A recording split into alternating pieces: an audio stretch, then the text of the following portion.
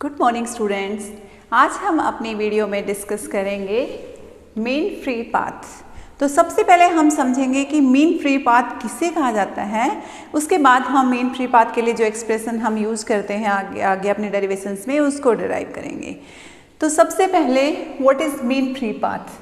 हम मान के चलते हैं कि जो गैस हमारे पास है उस गैस के जो मॉलिक्यूल्स हैं उनको हमने माना था एक स्फीयर की फॉर्म में, एंड जो स्फेरिकल पार्टिकल्स है इसको अगर हम कह रहे हैं कि गैस के पार्टिकल्स हैं तो इनका रैंडम मोशन होगा। अब अगर आपकी जो वेलोसिटी डिस्ट्रीब्यूशन लॉ है उसको देखें तो हम क्या कहते हैं कि वेलोसिटी डिस्ट्रीब्यूशन लॉ से हमें मिला था कि जो गैस के मॉलिक्यूल्स हैं उनकी वेलोसिटी बहुत हाई है, और अगर पार्टिकल्स की वेलोसिटी बहुत हाई है तो ऐसा हो सकता है कि कहीं पे भी हमारे पास कोई गैसियस सिस्टम है और वहाँ पे बहुत हाई वेलोसिटी के मॉलिक्यूल्स हैं तो मॉलिक्यूल्स फटाफट इजीली स्कैटर हो जाएंगे और वहाँ से डिसअपीयर हो जाएंगे। तो इसका मतलब क्या हुआ कि गैस वहाँ से गायब हो गई, बट एक्चुअल में तो ऐसा नहीं होता है। हमारे पास इन्वायरमेंट में भी, स्पेस में भी हम जैसे देखते हैं कि ऊपर स्काई में हमारे पास गैस के मॉलिक्यूल्स हैं, तो वो आपका ऐसा नहीं है कि वो फटाफट स्कैटर हो गए और वो इधर उधर गायब हो गए। वहाँ पे कंडेंस फॉर्म में रहते हैं या वहाँ पे लॉन्ग टाइम तक बने रहते हैं। तो जो गैस के मॉलिक्यूल्स एक ही जगह पे लॉन्ग टाइम तक बने हुए हैं उसका क्या रीज़न है। उसका मेन रीज़न है गैस के मॉलिक्यूल्स के बीच में कोलिजन।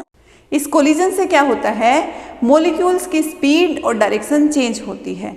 इसकी वजह से आपके पास अगर किसी कंटेनर में हम कहें कि हमारे पास गैस फिल है यहाँ पे, तो वो गैस के मॉलिक्यूल्स आपस में एक दूसरे के साथ इंटरेक्ट करते रहेंगे, जिसकी वजह से उनकी कॉन्टिन्यूसली डायरेक्शन चेंज होती रहेगी और वो वहीं उसी इन्वायरमेंट में बने रहेंगे। ठीक है, तो अब यहाँ पे अगर ये जो मॉलिक्यूल्स का ऐसे रैंडम मोशन है, ये स्कैटरिंग है, इस स्कैटरिंग को हम कंसीडर करते हैं अपने मीन फ्री पाथ को कैलकुलेट करने के लिए। तो हम किसी भी एक मॉलिक्यूल का अगर पाथ देखें तो वो पाथ कैसे होगा। मैं मानती हूँ कि मेरा एक मॉलिक्यूल है, वो यहाँ से इस ए पॉइंट से चला। जब मॉलिक्यूल यहाँ से चला और उसने किसी के साथ कोलिजन नहीं किया, उस टाइम तक मॉलिक्यूल की जो डायरेक्शन होगी, जो पाथ होगा, वो एक स्ट्रेट लाइन की फॉर्म में होगा।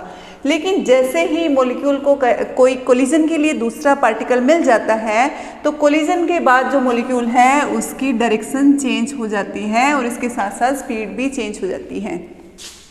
अगेन अगर मॉलिक्यूल ने फिर से कोलाइड किया तो फिर से उसकी डायरेक्शन चेंज होगी। फिर से यहाँ पे इस पॉइंट पे मैं कह रही हूँ मॉलिक्यूल ने कोलाइड किया तो उसकी डायरेक्शन फिर से चेंज हो गई। फर्दर इस पॉइंट पे अगर कोलिजन किया तो इस टाइप से आपकी कोलिजन के बाद मॉलिक्यूल की डायरेक्शन भी चेंज हो जाएगी एंड उसकी स्पीड है, उसका मैग्नीट्यूड भी चेंज हो जाएगा। और जो दो सक्सेसिव कोलिजन है उनके बीच में हम देख सकते हैं मॉलिक्यूल है वो एक स्ट्रेट पाथ ट्रेवल करता है।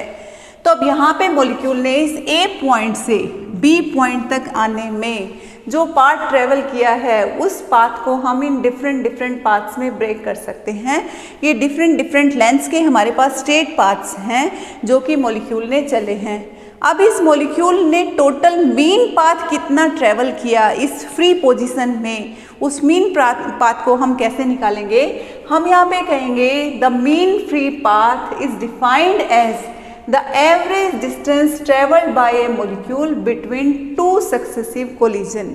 कि यहाँ पे जो दो सक्सेसिव कोलिजन के बीच में मॉलिक्यूल डिफरेंट लेंथ ट्रेवल कर रहा है, इन दो सक्सेसिव कोलिजन के बीच के जो पाथ का अगर हम मीन निकाल लेते हैं तो उसको हम मीन फ्री पाथ कहेंगे।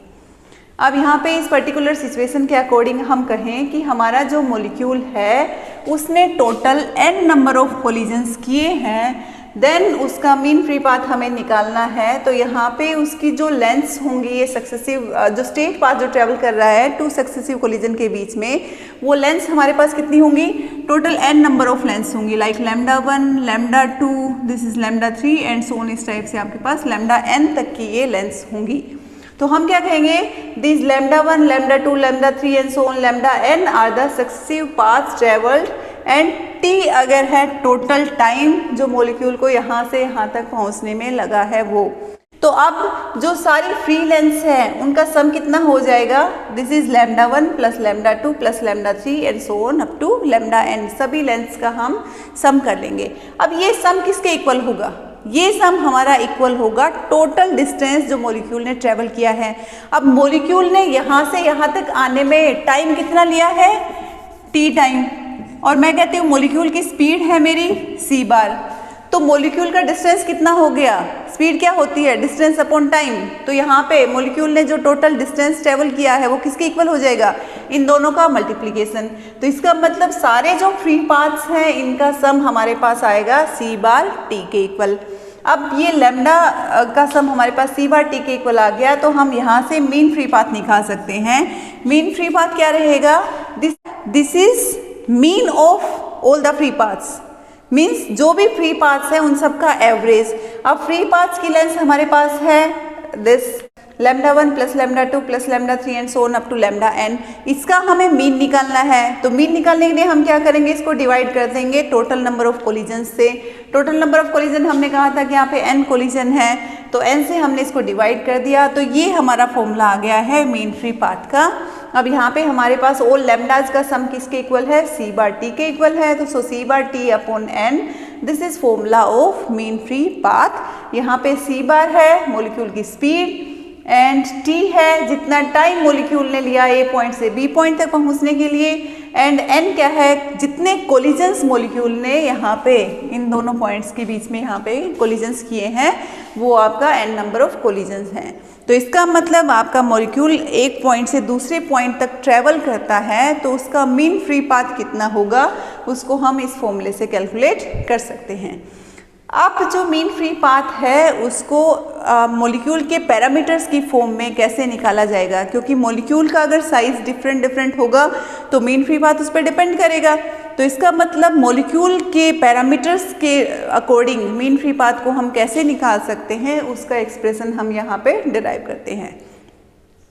तो हमने क्या लिया, सबसे पहले हमने कंसीडर किया एक गैसियस सिस्टम, और जो गैसियस सिस्टम है उसमें हम मान के चल रहे हैं n नंबर ऑफ मॉलिक्यूल्स हैं यहाँ पे इस गैसियस सिस्टम में पर यूनिट वॉल्यूम।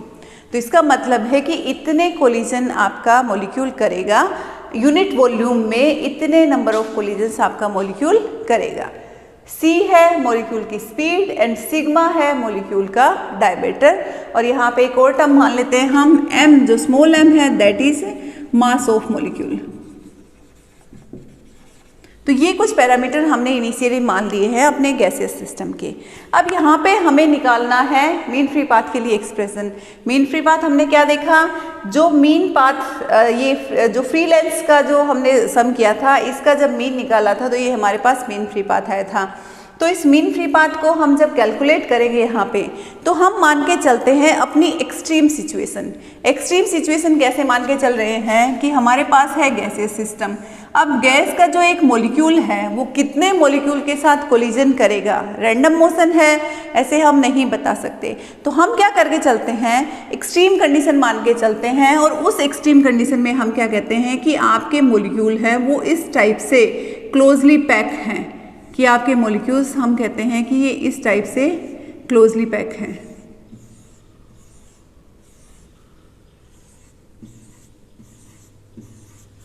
अगर आपके मॉलिक्यूल एक सिस्टम में इस टाइप से क्लोजली पैक है, तो इस पर्टिकुलर सिचुएशन में आप एक मॉलिक्यूल मान के चल रहे हो जिसका कि हमने क्या कहा, सिग्मा डायमीटर है मॉलिक्यूल का।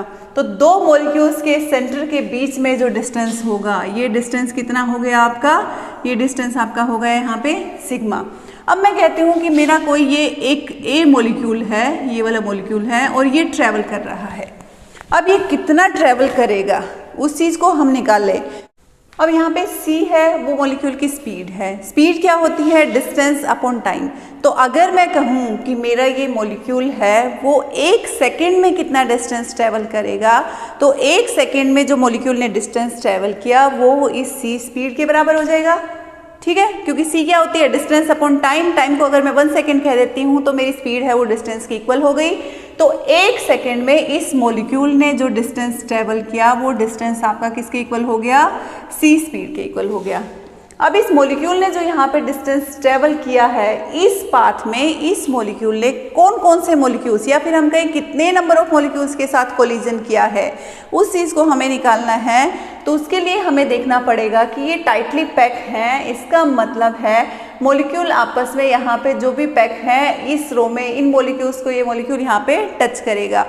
अब इसके साथ साथ हम कहें कि एक ज्योमेट्री बनाती हूँ मैं, जिस ज्योमेट्री में या जिस पर्टिकुलर वॉल्यूम में मेरा मॉलिक्यूल ट्रैवल कर रहा है और बाकी सब मॉलिक्यूल्स के साथ कोलिजन कर रहा है, तो वो मेरी ज्योमेट्री कैसे बनेगी? वो मेरी ज्योमेट्री बनेगी इस मॉलिक्यूल के सेंटर से सिग्मा डिस्टेंस तक जो मॉलिक्यूल मेरे अपवर्ड एंड डाउनवर्ड डायरेक्शन में होंगे उन सबको ये टच करेगा, उन सब के साथ कोलिजन करेगा। तो इसका मतलब है कि जो एक्चुअल की ज्योमेट्री मॉलिक्यूल के ट्रैवल करने के टाइम मुझे यहाँ पे मिलेगी वो एक सिलेंड्रिकल शेप मिलेगी, और इस सिलेंड्रिकल शेप पे जो मॉलिक्यूल आपके जिनके सेंटर यहाँ पे सिलेंड्रिकल शेप पे लाई कर रहे हैं उन सब मॉलिक्यूल्स के साथ आपका ये मॉलिक्यूल है वो कोलिजन करेगा। तो यहाँ पे जो कोलिजन किया इस मॉलिक्यूल ने वो कितना वॉल्यूम में कोलिजन कर रहा है उसको अगर हम निकालें तो हमें इस शेप का, ये जो सिलेंडर हमारे पास बना इस सिलेंडर का हमें यहाँ पे डायमीटर पता चल गया है। डायमीटर मेरा क्या होगा? Sigma plus sigma that is 2 sigma, and इस सिलेंडर की लेंथ मुझे पता चल गई है, लेंथ मेरी क्या होगी? c। तो 1 सेकेंड में इस मॉलिक्यूल ने ट्रैवल करते टाइम कितना डिस्टेंस ट्रैवल किया? c डिस्टेंस ट्रैवल किया, एंड जिन मॉलिक्यूल्स के साथ कोलिजन कर रहा है वो कितना वॉल्यूम यहाँ पे बन रहा है? वो वॉल्यूम बन रहा है इस सिलेंडर का वॉल्यूम, जिसका बेस एरिया कितना बनेगा? बेस एरिया आपका सिलेंडर का ये हो गया, और इस बेस एरिया को हम देखें तो सिग्मा सिलेंडर की रेडियस हो गई, तो बेस एरिया क्या हो गया? Pi sigma square, and cylinder की लेंथ है c, सो इस सिलेंडर का वॉल्यूम हो गया पाई सिग्मा स्क्वायर c। सो इस वॉल्यूम में मॉलिक्यूल्स के साथ कोलिजन होगा 1 सेकेंड में जब ये मॉलिक्यूल ट्रैवल करेगा तब। तो यहाँ से हम कह सकते हैं molecule will collide with all those molecule, जो भी आप ट्रैवलिंग मॉलिक्यूल मान के चल रहे हो ये उन सभी मॉलिक्यूल्स के साथ कोलाइड करेगा, जो कि ये उन सभी मॉलिक्यूल्स के साथ कोलाइड करेगा 1 सेकेंड में, जो कि whose centers are contained in the cylinder with volume pi sigma square c, जिनका कि सेंटर इस पाई सिग्मा स्क्वायर c वॉल्यूम के सिलेंडर में लाई कर रहा है, उन सभी मॉलिक्यूल्स के साथ आपका ये ट्रैवलिंग मॉलिक्यूल है वो कोलाइड करेगा। तो यहाँ से हमें नंबर ऑफ कोलिजन निकालना सिंपल हो जाएगा, थोड़ा इजी हो जाएगा। तो हमने यहाँ पे कंसीडर कर लिया 1 सेकेंड में इस मॉलिक्यूल ने ट्रैवल किया, तो इस पर्टिकुलर वॉल्यूम में जो मॉलिक्यूल्स हैं उनके साथ ये कोलिजन कर रहा है। तो अब यहाँ से हमारे पास ये वॉल्यूम आ गया है, तो टोटल नंबर ऑफ कोलिजन निकाल सकते हैं। n क्या था? Number of molecules per unit volume. Unit volume में हमारे पास n नंबर ऑफ मॉलिक्यूल्स हैं, तो इतने वॉल्यूम में हमारे पास कितने नंबर ऑफ मॉलिक्यूल्स होंगे, उन्हीं से हमारा ये मॉलिक्यूल कोलाइड करेगा। तो यहाँ से हम निकाल सकते हैं टोटल नंबर ऑफ कोलिजन, और टोटल नंबर ऑफ कोलिजन किसके इक्वल हो जाएंगे? इस वॉल्यूम को हम इस n क्वांटिटी से मल्टीप्लाई कर देंगे, तो ये हमारे टोटल नंबर ऑफ कोलिजन्स आ गए पर सेकेंड। अब 1 सेकेंड में हमारे पास टोटल नंबर ऑफ कोलिजन आ गए। मीन फ्री पाथ निकालने के लिए हमारे पास यहाँ पे टोटल डिस्टेंस ट्रेवल भी आना चाहिए। अब डिस्टेंस कितना ट्रेवल किया इस ट्रेवलिंग मॉलिक्यूल ने? डिस्टेंस ट्रेवल किया है 1 सेकेंड में c, ठीक है। डिस्टेंस ट्रेवल भी आ गया, नंबर ऑफ कोलिजन भी आ गए पर second, then we can find mean free path, and mean free path का फॉर्मूला अगर हम यूज करते हैं तो total distance travelled in 1 second divide by number of collision made by the molecule in 1 second. इन दोनों क्वांटिटीज़ की जब हम यहाँ पे वैल्यूज पुट करते हैं तो ये आपके टोटल डिस्टेंस ट्रेवल हो गया c, and number of collision जिनसे कोलाइड किया था वो हमारे पास हो गया pi sigma square n c। यहाँ से c कट हो गया, तो मेरे पास लैम्डा की वैल्यू आ गई 1 by pi sigma square n। अब ये एग्जैक्ट या फिर मैं कहूँ एक्यूरेट लैम्डा की वैल्यू नहीं है। क्यों नहीं है? क्योंकि हमारा कोई भी गैसियस सिस्टम होता है उसमें ऐसा नहीं होता कि सिर्फ एक ही मॉलिक्यूल ट्रैवल कर रहा है एंड बाकी सारे मॉलिक्यूल अपनी पोजीशन पे फिक्स हैं। वहाँ पे सभी मॉलिक्यूल्स के पास कुछ ना कुछ वेलोसिटी होती है एंड वो कॉन्टिन्यूसली मोशन में होते हैं। तो इसका मतलब है जो हमने यहाँ पे ये अदर मॉलिक्यूल की स्टैटिक कंडीशन कंसिडर की थी वो एग्जैक्ट नहीं है, वैसा एक्चुअल में नहीं होता है। तो रियल सिचुएशन में आने के लिए यहाँ पे मैक्सवेल ने यूज किया था distribution law of molecular speed, और जब मॉलिक्यूलर स्पीड का डिस्ट्रीब्यूशन लॉ कंसिडर किया गया तो जो मीन फ्री पाथ था वो कुछ इस टाइप से मॉडिफाई हो गया। यहाँ पे आपका √2 का फैक्टर और इंक्लूड हो गया।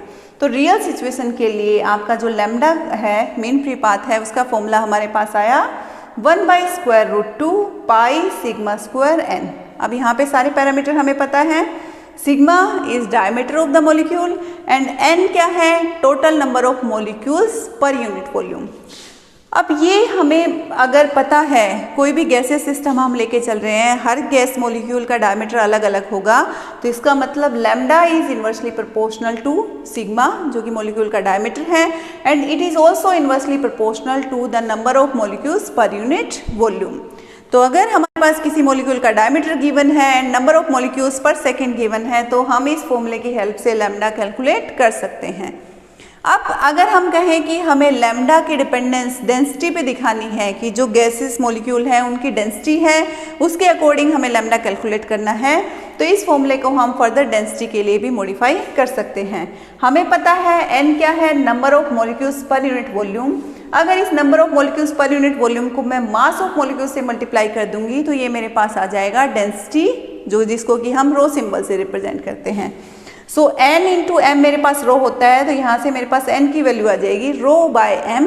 अब इस n की वैल्यू को मैं इस फॉर्मूले में अगर पुट करती हूँ, तो मेरे पास यहाँ पे लैम्डा की वैल्यू हो जाएगी m/√2 पाई सिग्मा स्क्वायर रो। तो यहाँ पे हम देख सकते हैं, कोई भी गैसेस सिस्टम है उसमें मॉलिक्यूल के मास पे लैम्डा डायरेक्टली प्रोपोर्शनल है। मतलब मास मॉलिक्यूल का इंक्रीज हुआ तो मीन फ्री पाथ इंक्रीज होगा, मास मॉलिक्यूल का डिक्रीज हुआ तो मीन फ्री पाथ डिक्रीज होगा। बट डेंसिटी के इन्वर्सली प्रोपोर्शनल है। डेंसिटी अगर बढ़ेगी तो मीन फ्री पाथ घटेगा, डेंसिटी अगर कम होगी तो मीन फ्री पाथ ज़्यादा होगा।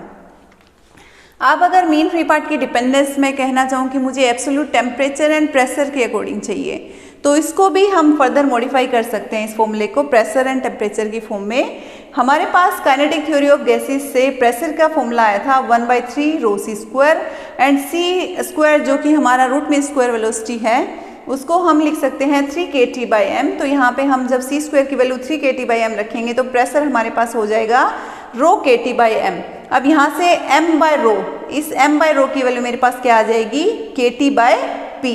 अब m/रो की वैल्यू जब मैं इस फॉर्मूले में यहाँ पे इस m/रो की जगह जब मैं kT/p रखूँगी, तो मेरा लैम्डा जो मीन फ्री पाथ है उसकी फॉर्मूला मेरे पास आ गया एब्सोल्यूट टेम्परेचर एंड प्रेशर की फॉर्म में।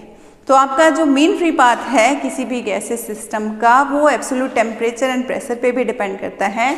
टेम्परेचर अगर इंक्रीज हुआ तो मीन फ्री पाथ इंक्रीज होगा, एंड प्रेशर अगर इंक्रीज हुआ तो मीन फ्री पाथ डिक्रीज होगा। इसका मतलब मीन फ्री पाथ है वो टेम्परेचर के डायरेक्टली प्रोपोर्शनल है, बट प्रेशर के इनवर्सली प्रोपोर्शनल होता है। So this is all about mean free path, कि कैसे आपका मीन फ्री पाथ को आप डिफाइन करेंगे, ये क्या होता है, एंड कैसे मीन फ्री पाथ को आप डिराइव करेंगे। यहाँ पे हमने एक्सप्रेशंस अलग अलग निकाले हैं मीन फ्री पाथ के, वो डिपेंड करता है कि आपकी रिक्वायरमेंट क्या है, उसके अकॉर्डिंग आप इन डिफरेंट फॉर्मूलाज को यूज़ कर सकते हैं। और यहाँ पे हमने देखा mean free path inversely proportional to the diameter of molecule and it is directly proportional to the mass of molecule, inversely proportional to the density of gases system, and mean free path is directly proportional to the absolute temperature and inversely proportional to the pressure. So this is all about mean free path. I hope आपको ये clear हुआ होगा। अगर इसमें कोई भी doubt है तो उसको आप पूछ सकते हैं।